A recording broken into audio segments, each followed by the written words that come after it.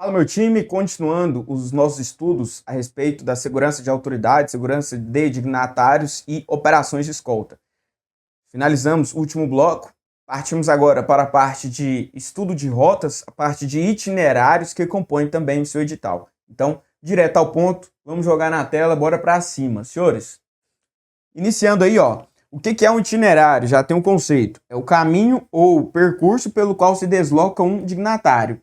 Pode ser a pé ou com a utilização de um meio de transporte. Aí nós temos todos os meios de transporte que você imaginar. Aquaviário, pela água, né? Embarcado, com barcos. Nós temos o terrestre, viaturas motorizadas, veículos automotivos, veículos automotores. Nós temos o transporte aéreo também e assim sucessivamente. Todo e qualquer deslocamento de uma pessoa protegida, ou seja, um VIP, de um local para o outro, seja a pé ou motorizado, e que acarrete em algum tipo de exposição ao público, será considerado itinerário e deve sim ser avaliado e protegido pela equipe de segurança de dignatários. Devem ser metodicamente, ou seja, com método, escolhidos e preparados, assegurando a proteção adequada ao dignatário, pois a divulgação do evento e do roteiro a ser seguido pelo dignatário possibilitam o tempo necessário para a preparação da ação agressora. Para chegar ao itinerário mais seguro, o que eu preciso observar? Planejamento apropriado. Vou fazer um planejamento apropriado com rota principal e rotas alternativas. Toda vez, tá? A gente vai ver isso aqui. Deslocamento motorizados, pontos críticos, o itinerário principal e o itinerário alternativo. Então, com o estabelecimento de vias alternativas e sempre que possível com reconhecimento do percurso do local do destino protegido. Professor, o que é esse reconhecimento? A gente chama de RECON, dentro da inteligência e até aqui também na segurança de dignatários. O RECON, senhores, nada mais é do que eu ir primeiro fazer essa verificação. Ou seja, vou fazer um reconhecimento, eu vou visualizar primeiro. Visualizar e às vezes até aplicar na prática. Quando eu vou fazer o RECON de determinado alvo, eu vou primeiro, visualizo ele, depois eu posso fazer ali a minha missão estipulada ou fazer um ataque. Mas de início, primeiro, é interessante fazer esse RECON, tá? Itinerário principal deve ser o mais seguro possível, é aquele que você vai fazer, ok? Escolhido prioritariamente através de um planejamento adequado e, obviamente, do RECON, reconhecimento do percurso. Alternativo, deu algum BO, deu red. Eu vou fazer, então, no caso de alteração ou modificação dos fatores condicionantes iniciais, que inviabilizam ou desaconselham a utilização do itinerário principal. Vamos imaginar a situação que a via está interditada, ou a via está sofrendo uma manifestação política naquele local. É interessante eu utilizar o itinerário principal? Não. Teve um acidente de grandes proporções, eu vou utilizar o itinerário principal? Obviamente que não. Então eu vou procurar as rotas alternativas. Tem um indício, um risco, uma ameaça naquele local. Eu não vou utilizar ele. Além disso, senhores, sempre é interessante fazer a alteração desses itinerários principais, justamente também como uma forma de contra-inteligência, para proteger a minha equipe, a minha autoridade, a minha pessoa protegida também de eventuais ataques ou de ações adversas dos serviços de inteligência contrários. Itinerário eventual, esse aqui já é diferente. Anota no seu caderno esses três conceitos que vai cair na prova. O itinerário eventual há uma ramificação do itinerário principal ou do alternativo, utilizado no caso de abandono do itinerário usado. Então, é aquele que faz ali na improvisação, na tora, sem pensar antes. Então, vamos supor que eu tenho que chegar, eu vou sair de um local A e tenho que chegar até o local X. A minha rota principal é a rota 1, 2, 3. Beleza. Opa, dessa canetinha. Já as minhas rotas alternativas é essa aqui, ó. 512 e 618. Tá. Qual que é o meu itinerário eventual, então? Eu tava fazendo a rota 1, 2, 3 e tive que desenrolar alguma guerra. E aí eu peguei outra rota que não estava no planejamento. Saí aqui pelo meio. Esse é o itinerário eventual. Às vezes estrada de chão, Às vezes uma via pavimentada ou não pavimentada, asfaltada ou não asfaltada, esses itinerários inopinados ou súbitos de improviso devem ser evitados, obviamente. Por quê? Porque eu vou fazer o recon da minha rota principal e das alternativas. Então, qual que eu tenho que utilizar? A principal ou as alternativas? Esse eventual ele é bem propício para ter consequências negativas. Pontos críticos são os locais que, por suas características, oferecem situação de risco. Por exemplo, um ponto crítico que sempre é considerado crítico: túnel. Por quê? O túnel, você não tem apoio aéreo. Primeiro ponto, o túnel você não tem apoio aéreo. Segundo, apoio de comunicação, via comunicação, telefone, por exemplo, é muito difícil de ter. Nos grandes túneis, por exemplo, nós temos um túnel em Madrid que ele atravessa a cidade.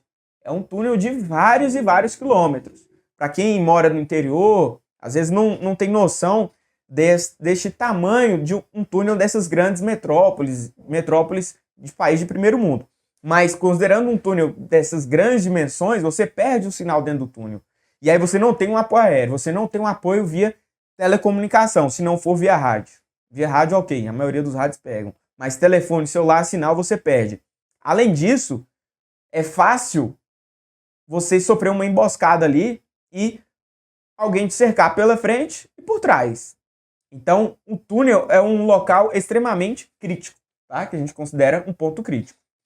Então tá aí, por suas características, oferece situações de risco, tais como viadutos, curvas acentuadas, obras ao longo de uma via. Obra também é um ponto crítico, às vezes uma obra que está até ali inesperada, pode ser também uma história cobertura para que alguém realize um ataque.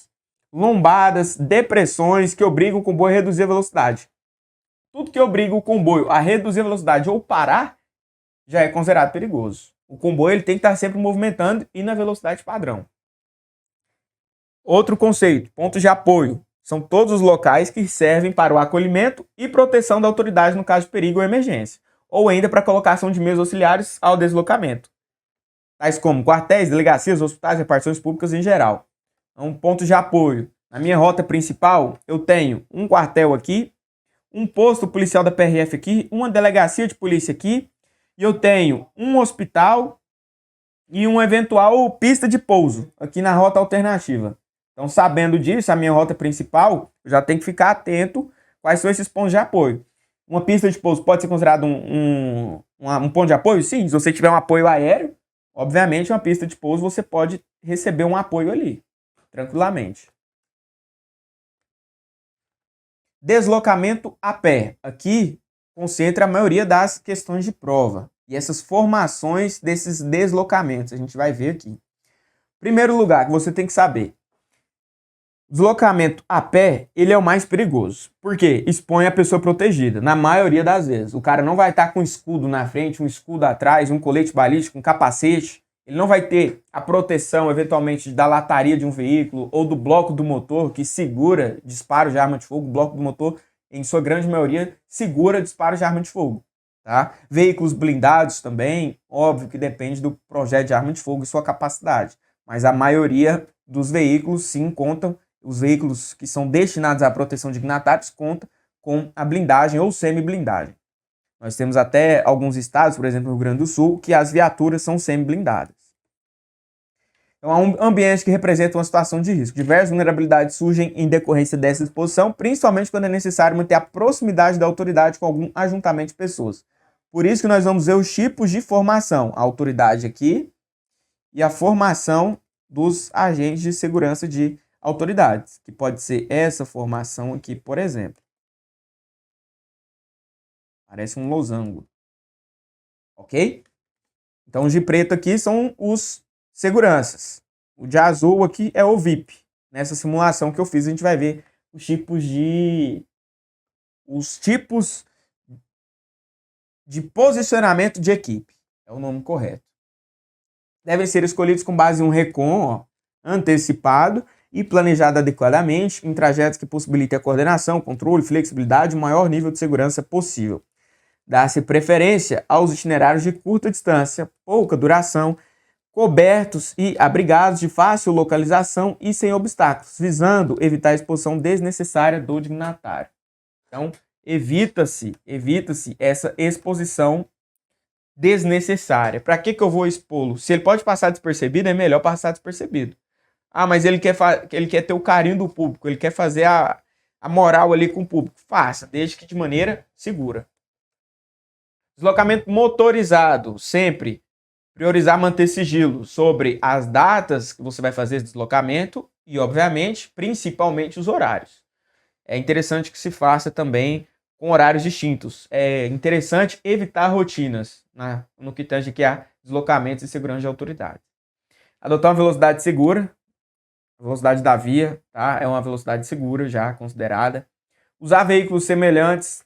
É interessante que não se faça sempre o mesmo veículo, reveze nos veículos, tenha uma rede de comunicação, no caso de comboio, cada viatura tem o seu rádio, conduzir equipamento especializado para utilização na viatura de segurança.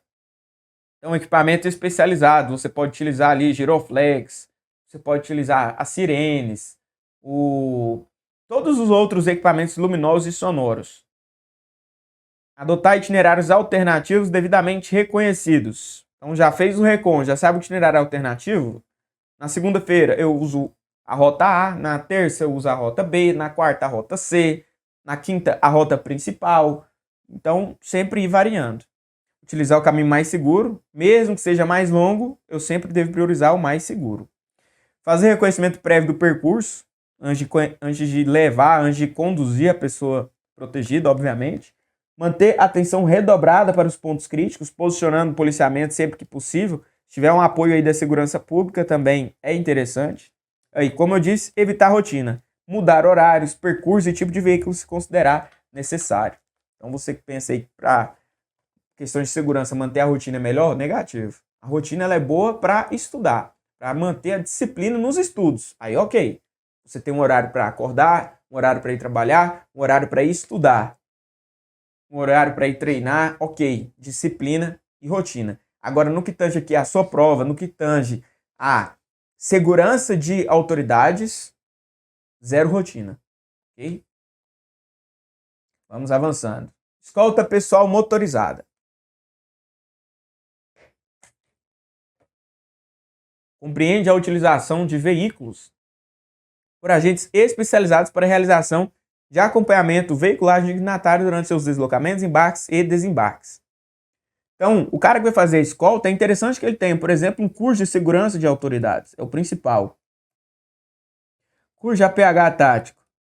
Ou, no caso, a Polícia Penal também oferece cursos de escolta de presos. E aqui no que tange ao VIP, também é interessante o curso, por exemplo, aqui do estado de Goiás, CETAI, o curso tático de ações de escolta, que compõe ali o GETAI. O curso para ingressar no GETAI é o CETAI, que são cursos interessantes também para essa área de policiamento. Geralmente é composto por veículos com características similares, geralmente, né? Eu vou vou colocar aqui uma Toyota Hilux para pessoa protegida. Quais vão ser os veículos de segurança? Pode ser um S10, pode ser outras caminhonetes da mesma cor, para passar despercebido, para não saber qual que tá o segurança e qual que tá a pessoa protegida. Não adianta a pessoa protegida estar numa BMW e o segurança andando de Gol. Não adianta, porque quem vai realizar o ataque vai saber, muito provavelmente, a autoridade vai estar na BMW, no seu conforto. Então é interessante que utilize veículos similares, semelhantes. Tá? O tipo de veículo varia de acordo com a necessidade, seja terrestre, aéreo ou aquático, obviamente. Os executores da escolta motorizada normalmente são os mesmos que realizam a escolta a pé, complementados por motoristas e guarnições ostensivas. Então, pode ter o complemento ali de outras viaturas, por exemplo, de forma ostensiva. No caso de veículos de escolta, nós temos o pessoal da APE, da Polícia do Exército, que faz esse tipo de trabalho também. Por exemplo, no COP30 nós vimos vários deslocamentos nesse sentido, e eles vão caracterizados, fardados, com motocicletas ou até mesmo veículos automotores, por exemplo, carros e caminhonetes. Tá? A constituição da escolta fica condicionada a fatores tais como os tipos de fatores que devem ser observados para realizar a escolta: o grau de risco, o cargo exercido pelo dignatário, circunstâncias da missão, às vezes eu vou numa missão em um local perigoso, por exemplo, Morro do Alemão, que está dominado pelo tráfico, um exemplo, né? Complexo da Penha, Complexo da Maré. Então, vai depender. As características do itinerário, o grau de segurança exigido, a localização do evento, se for um local ermo, tem que ficar atento, e a disponibilidade de recursos. Tem que ver o que eu tenho à minha disposição. Armas, instrumentos, EPIs. Os veículos que compõem a escolta motorizada destinam-se a proporcionar segurança ao veículo que transporta o dignatário. Então, quem vai fazer a escolta deve fazer a segurança do veículo que está o VIP, obviamente. Por isso, devem ter um posicionamento tático que propicie sua rápida intervenção em situações de risco, bem como garantem a rápida evacuação do protegido. Então, não adianta eu estar no veículo A aqui, fazendo a segurança do veículo B, e o veículo A está a 2 km distante do veículo B. Não adianta nada. O comboio, os veículos devem estar sempre juntos. No máximo, um veículo no meio aqui. Mas isso deve ser totalmente evitado. O ideal é que fique literalmente um atrás do outro. Os veículos de segurança logo atrás do veículo da autoridade protegida, sem interferência de terceiros. Apareceu um carro aqui, os outros dois fazem a ultrapassagem desse veículo que está atrapalhando o comboio. Justamente um próximo ao outro, para quê? Se precisar intervir, está lá a segurança daquele veículo. Escolta motorizada, nós temos algumas técnicas, e isso eu já vi caindo em prova também. Primeiro, manter a distância e a velocidade adequada entre os veículos. Não adianta eu ficar muito colado também, porque se acontecer alguma coisa, o carro da frente precisar frear bruscamente, o veículo traseiro, em vez de fazer a segurança dele, vai colidir com ele. Então, tem que ficar atento à distância de segurança também, que preconiza até o Código de Trânsito Brasileiro, salvo o melhor juízo no artigo 28 do Código de Trânsito Brasileiro. De forma a impedir também tentativas de infiltração no comboio. Então, não posso ficar muito distante para evitar que alguém entre no comboio. Permitir frenagem rápida, o exemplo que eu acabei de citar. Se acontecer alguma coisa, entrar um cachorro na frente do veículo da frente, eu posso frear de forma rápida, sem haver choques, e ainda permitir mudança de pista. Manter sempre a distância adequada do veículo da frente, a fim de ter condições para manobras rápidas. Evitar a permanência atrás de veículos lentos, como ônibus, caminhões ou mesmo caminhonetes que possam dificultar a visão. Sempre que possível, evitar paradas próximos a ônibus ou veículos fechados, porque você não está vendo quem está lá dentro. Caminhão, por exemplo, facilmente pode parar o caminhão ali e fazer uma ação de cavalo de Troia. Um cavalo de Troia pode ser um caminhão que está carregado ali com agressores, com pessoas lá dentro que são agressores. Meio-fio, também não posso ficar muito próximo ao meio-fio. Fila para coletivos, carrocinha de vendedores ambulantes, afastar, evitar. Dirigir afastado do meio-fio e sempre que possível próximo à linha divisória das pistas, possibilitando mais opções em caso de fuga. Então ficar ali próximo à linha divisória. Manter o armamento em condições de pronto emprego. Isso aqui, senhores, ele vai depender. As armas de fogo, ela tem as suas devidas classificações. Todos, óbvio, tem que estar o armamento em condições de pronto emprego. O que é isso? Está ali disponível. Não adianta eu ter uma arma de fogo e ela só viver dentro do porta-malas do meu carro. Se eu precisar, até eu parar o carro, até eu pegar no porta-malas já era. Arma de fogo, principalmente pistolas, que são as armas curtas, elas têm que trazer consigo. Você tem que andar com elas sempre ali na sua linha de cintura. É o recomendável. No máximo, 1 metro ou 1,5 metro de distância. Então, em casa, eu estou tranquilo. Onde que eu devo manter minha arma? No máximo 1 metro, 1,5 metro de distância. Ou local seguro, por exemplo, dentro de um cofre. Caso tiver crianças, etc. Armas longas. Detalhe. Arma pequenas, armas, pistolas, revólveres, por exemplo, destravadas, sempre. Na posição pronta. Porque no momento que você vai precisar dela, você não vai lembrar de destravar ela. Então, as normas de segurança, as instruções de armamento e tiro no sentido de que as pistolas sejam sempre prontas para o emprego, ou seja, andem destravadas. Já as armas longas, em sua grande maioria, as instruções é no sentido de manter elas travadas, para você destravar primeiro e depois realizar o disparo. Sempre também, óbvio, dedo fora do gatilho, não apontar para onde você não queira atirar, então você não deve apontar para outras pessoas que você não queira realizar o disparo da arma de fogo. Sempre utilizando bandoleira, caso você caia e etc. Ou precisa correr, você possa utilizar ali as outras formas de arma longa, por exemplo, a técnica do mochilamento, passar a arma longa para trás e assim sucessivamente. São técnicas aí de segurança que vale a pena você saber também. Vai que cai na prova, né? Então tá aí, manter o armamento pronto em condições de emprego. Fazer a limpeza, manutenção do armamento também. É interessante. Já vi polícia lá que tem 10 anos que não limpa a arma. Pelo amor de Deus, não seja esse tipo de polícia. 15 dias. Já tá excelente para você fazer a manutenção. Igual você lava o carro, lava sua arma também. Ok? O integrante da escolta motorizada que primeiramente observar alguma ameaça e sua iminência, eventual atentado, um bloqueio, deve alertar ou já manda no rádio. Ó, ameaça a tantas horas. O posicionamento a gente utiliza o horário do relógio. Então ameaça 12 horas, ameaça 18 horas. A gente utiliza esse posicionamento do relógio também no caso de tráfego aéreo, ok? Alertar os demais integrantes pelos termos de comunicações com termos previamente combinados, como por exemplo também a palavra emboscada, emboscada, emboscada à direita, indicando em seguida a localização da ameaça ou dimensão. Eu falei, localização logo em seguida. Ameaça a 12 horas. Prioritariamente, deve preocupar-se com a retirada da pessoa protegida para um local seguro. Senhores, primeira coisa, você está sofrendo um ataque, está levando disparo de arma de fogo, seu veículo está levando disparo, foi alvo de emboscada, o que você vai fazer? A primeira coisa, eu vou atirar contra ele de novo, professor. Errado. Primeira coisa é se abrigar. Se abrigar, procurar abrigo. Se você está sendo alvo de disparo de arma de fogo, a primeira coisa é se abrigar. Depois, revidar injusta agressão, depois de abrigado. Você vai ter um tempinho ali para acalmar. No momento de adrenalina, alta tensão, geralmente você fica com a visão de túnel, a visão funil ali, você só consegue olhar para frente. Então quem já passou sabe o que eu estou falando. Começou a ter disparo de arma de fogo, se abriga, depois revida a injusta agressão. No caso aqui envolvendo segurança de autoridades, você se abrigar e também, obviamente, procurar abrigar o VIP.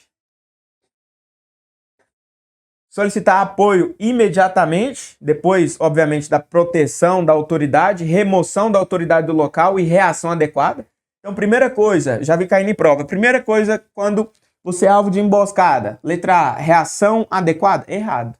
A primeira coisa é proteção sua e da autoridade. Depois, remoção da autoridade do local, fazer a extração dela. Depois, terceiro lugar, que você vai reagir à injusta agressão. Em seguida, solicitar apoio imediatamente com os meus reforços disponíveis. Às vezes 190, Polícia Militar, às vezes 197, 191, Polícia Rodoviária Federal, Polícia Civil, dependendo do local. Engajar-se na luta somente se for extremamente necessário. Então você vai revidar a injusta agressão somente se for extremamente necessário. Em caso de ataque, procurar manter-se em movimento. Isso aqui é interessante. Quando você realiza um treinamento de arma de fogo, você vai ter lá o seu alvo, é um papel, na maioria dos casos um papel. Primeira coisa, o pessoal fala, por que não atirou na perna? Primeira coisa, o alvo não tem perna. Então onde que você tem que mirar para realizar os disparos? No meio do quadril. Por quê? Porque é onde tem maior chance de você acertar o disparo de arma de fogo. É por isso. E isso tem técnicas de estudo comprovadas. Por que o policial não tirou na perna, meu filho? O alvo do policial não tem perna. Eu preciso neutralizar a ameaça. Eu só vou realizar um disparo só para neutralizar a ameaça. Mediante legítima defesa. Então, primeiro ponto. Onde então que eu vou realizar o disparo que tem mais chance de eu acertar? Região do tórax. Quadril aqui. Barriga, peito e ombro. É onde tem mais chance de eu acertar. Então eu miro no meio. Para neutralizar a ameaça. Por que é o bizu você se mantém em movimento? Uma ameaça parada é muito mais fácil de ser acertada. Então eu vou sempre manter em movimento. Ou na diagonal, ou lateralmente. Eu não vou ficar parado. A não ser que eu já esteja abrigado, né? Com ali alguma barricada, alguma coisa. Beleza? Pegou o bizu? Para fins de prova, manter-se em movimento. No momento do contra-ataque ali. Em caso de ataques.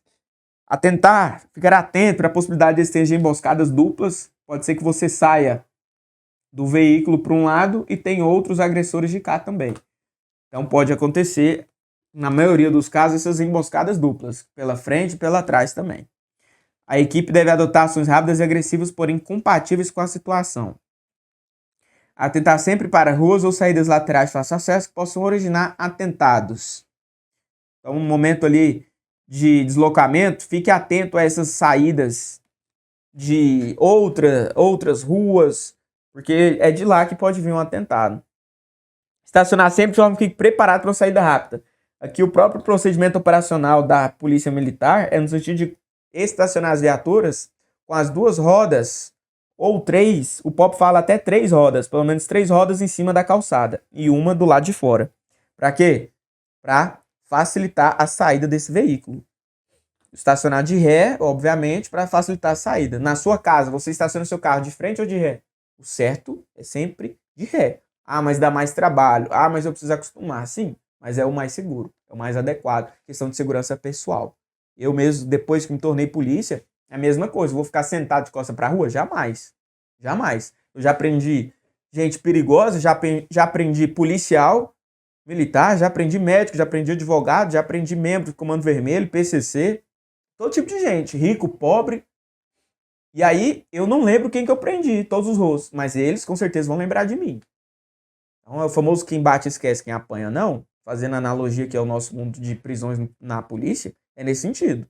Então sempre eu vou me proteger, estacionar só de ré, sentar em locais abertos ao público, também sempre de frente para a rua, ou de frente para o caixa, ou de frente para as entradas que estiverem naquele local, quando não tiver visualização da rua, você sentar também de frente para a entrada do local. Esse é o padrão.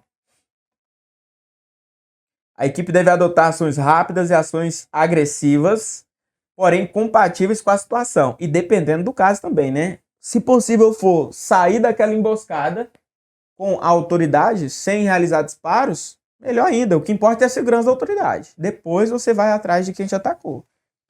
Estacionar sempre de forma que fique preparado para uma saída rápida, eu falei. Evitar permanecer sentado ou muito próximo ao veículo estacionado, para evitar que seja facilmente rendido. Então, ele sabendo qual que é seu veículo, também fica mais fácil deles te atacarem. Então, ficar sentado perto de autoridade não é bom. Bom sempre manter em pé e atento. Ou ficar muito perto também do veículo estacionado, você pode ser rendido facilmente. Eles podem utilizar o próprio veículo seu como escudo deles, tá? Os veículos devem ser constantemente inspecionados e vistoriados antes do uso, para evitar bombas, explosivos, outros tipos de emboscada também, envolvendo malware, softwares ali de segurança que pode desligar o veículo, por exemplo, ou ter rastreador naquele veículo. Então, as ameaças são várias, né? Variar rotas, eu já falei. Evitar veículos com mais de 2 anos de uso, justamente por questões de segurança da mecânica do veículo.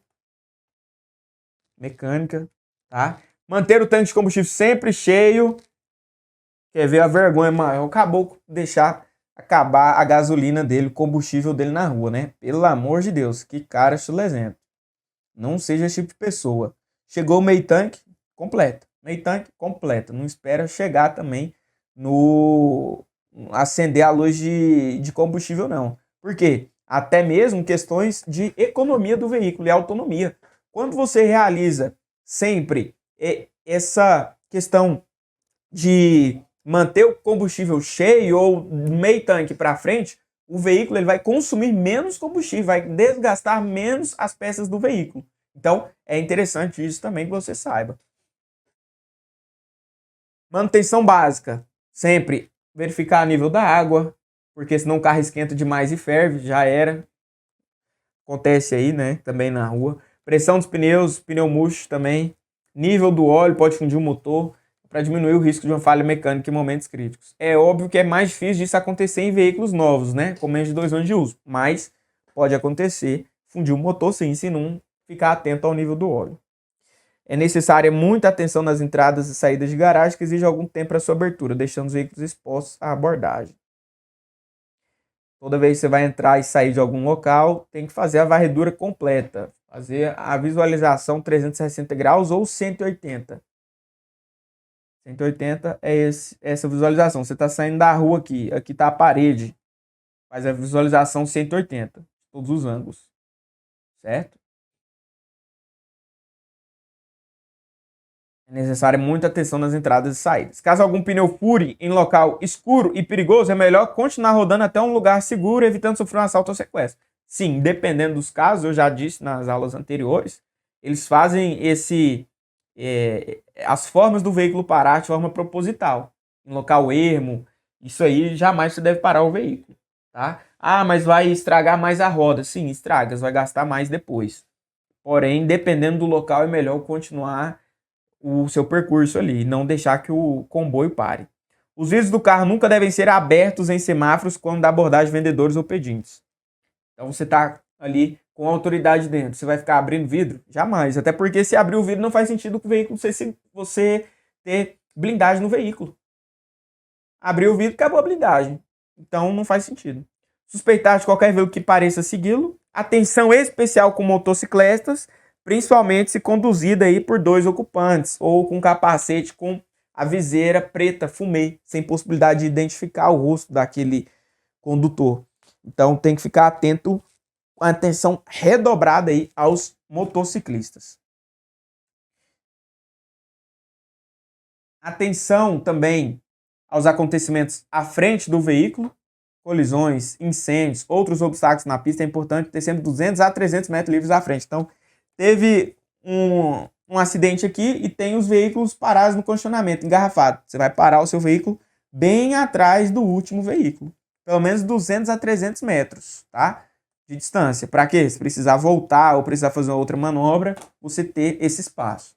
Nos semáforos, evitar ser o primeiro carro da fila. Por quê? Porque o carro da frente pode servir de escudo também para você. Sempre veículo engrenado, não existe esse negócio de deixar veículo em ponto morto. Manter uma distância aí do veículo permita manobra para fuga, eu acabei de falar. Pronto para tomar atitude de fuga ou defesa, o veículo deve estar sob controle, rodando velocidade normal. Se estiver muito devagar, facilita o ataque. Se estiver muito rápido, cria a chance de envolvimento em acidentes graves. Então, mantenha a velocidade da via. O cinto de segurança deve ser usado regularmente, pois protege todos, em caso de impacto, etc. Além de ser mais um obstáculo no caso de tentarem arrancar a pessoa do veículo.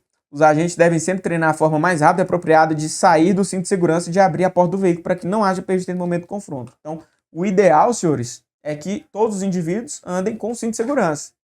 Algumas doutrinas, por exemplo, de policiamento especializado no estado de Goiás, é no sentido dos policiais não andarem com cinto de segurança. Mas para fins de prova, na doutrina da segurança de autoridades, é sim necessário o uso desse cinto de segurança. E aí tem as formas, as técnicas, você utiliza o polegar aqui, ou o direito, né, para desvencilhar do cinto. Com uma mão você aperta a questão do dispositivo para tirada do cinto, e com outro polegar aqui você empurra para frente que logo o cinto vai sair.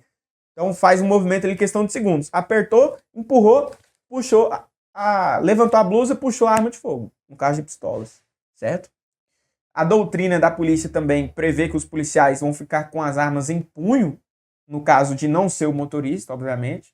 Então, cada doutrina tem sua particularidade. Aqui na segurança de autoridades é com o cinto de segurança. Show de bola!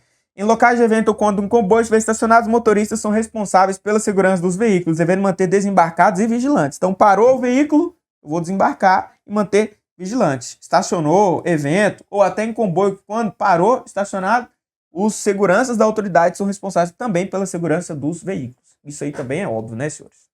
Então, para finalizar aqui esse bloco, a gente continua nos próximos blocos, continua nas próximas aulas. Tamo junto aí, acompanhe, não perca, não pisque, tá? É nóis, vai cair na sua prova. Não negligencie essa matéria.